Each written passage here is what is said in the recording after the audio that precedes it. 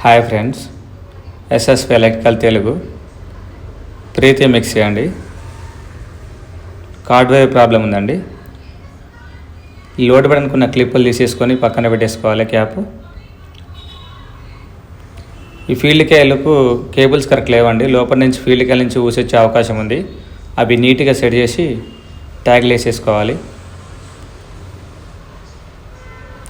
కొత్త card wire తీసుకొని as డిస్గా connections ఇచ్చేసుకోవాలండి. Loose connections లేకుండా క్లిప్లు టైట్గా పెట్టేసేయాలండి.